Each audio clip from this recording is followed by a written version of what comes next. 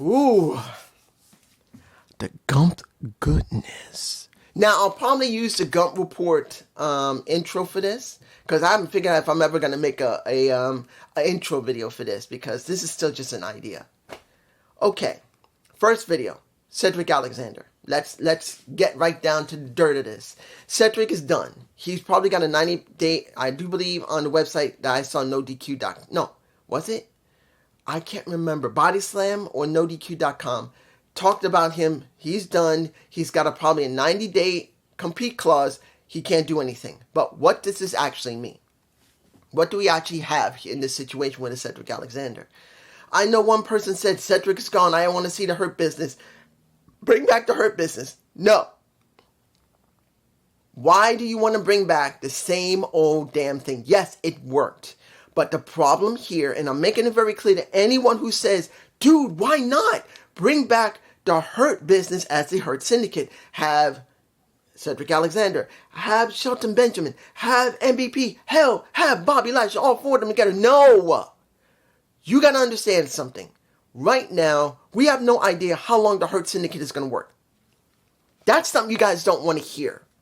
We are still talking about AEW, whose booking is like this.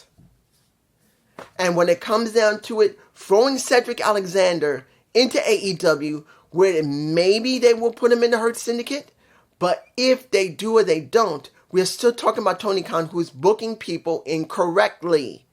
He's not booking for really good stories. He's booking more for good wrestling. Storylines are almost secondary. And you could say, well, what about what's been going on with Moxley? What about what's been going on with MJF? I know there's a few of them that actually work. But look at what happened when we had with WWE years ago. Before this transition to Triple H being allowed, and this is what people don't want to hear. Ari Emanuel is allowing him to book, allowing him to put who he wants there. As long as the money keeps flowing, Ari doesn't give two fucking flips. Remember, he's not a wrestling fan. None of you get it. Neither does JD or Alex. Ari Emanuel is not a wrestling fan. Triple H is a wrestling fan. He's wrestled for years, but he always loved wrestling. So Ari left him there. As long as this comes in, he doesn't care. He doesn't care about wrestling. But when it comes now, when it goes bad, this is what you get. Now, let's see what would you get. What would you do with Cedric Alexander? Well, he can go to the Indies, of course. He can go to GCW, which a lot of people would say GCW is doing great. I don't see it. I'm sorry, I don't. I don't see it. There's some that would say, what about MLW? Yeah, he could go to MLW. And since MLW is a little more better than GCW, I do believe at least he will have more spotlight. But it depends on what he gets on Thriller TV. Third, New Japan Pro Wrestling. I don't know if he's going to go there, but it does still depend on where Big Swole is. Like, if she's in GCW, if she's in MLW, or in New Japan Pro Wrestling, because I don't know where Big Swole is right now. She's not on WWE's contract. She's not there as far as I know. She's not in the Performance Center. She's not been seen. Now, if she's there, she just lost her man. But as far as I know, she has not been signed with TKO WWE. She's not signed there. Then you got AEW. She's not there either. She's not. Now, there was one person that you know who you are, said, dude, I don't know, would he go there after what they did to his wife? Now, let's make this very clear. Some of that situation, Big Swole just got pissed because she didn't get more spotlight. But the other part, she was truthful that how the women were being treated. So you got to take that with a grain of salt, guys. I'm not taking anything from Big Swole. She was not wrong in what she said, but it was obvious Big Swole wanted more. Way more than Britt Baker, Thunder Rosa, and anyone else that was on the roster. She wanted to be over them. That was obvious.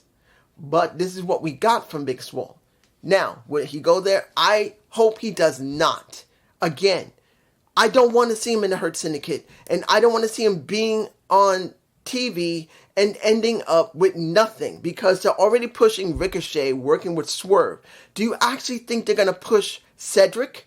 No, they will not. Then you got TNA. And to be honest, if TNA did not do cost cutting, because remember they are, I would say, and probably the best option that he would have, and he probably might go to, like Mustafa Ali, would be to go to TNA and do a little stint there. I don't know if he would have a contract or not. He probably would do recordings for maybe a month or two. In other words, a couple of weeks of recording, which will be a couple of months of content. That is a possibility with Cedric Alexander. How would they book him in TNA? One option. Exhibition, baby. And that's something they need heavily. They need more people in the fucking X division. They don't bring in jobbers.